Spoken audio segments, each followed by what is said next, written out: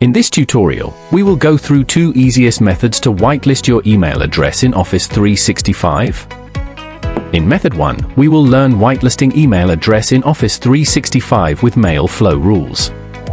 In Method 2, we will learn whitelisting email address using Microsoft Defender. First, let's get started with the Method 1. First, access to your Microsoft 365 Admin Center.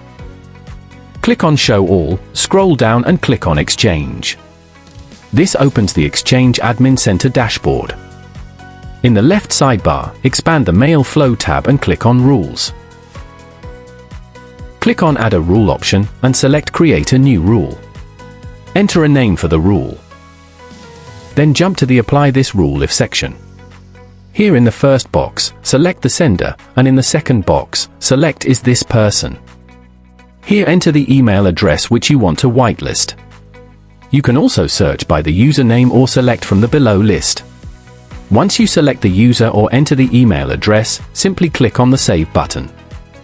Now go to the Do the Following section. Here in the first box, select Modify the message properties, and in the second box, select Set the spam confidence level SCL. Here in the Specify SCL wizard, select Bypass spam filtering, and click on the Save button. Leave the Accept If field as it is, and click on the Next button. In this wizard, you can customize settings. If you want to run the rule for a particular time, you can select the Activate this rule on, and Deactivate this rule on checkboxes, and specify time frame. Optionally, you can write a comment about the rule, and click on the Next button.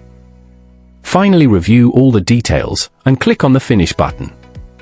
Once the rule is successfully created, click on the Done button. So this is how you can whitelist your email address in Office 365 by creating mail flow rules. Now let's jump to the Method 2, and learn how to whitelist email address using Microsoft Defender. Log in back to your Microsoft 365 Admin Center. Click on Show All, scroll down, and click on Security. Microsoft Defender opens.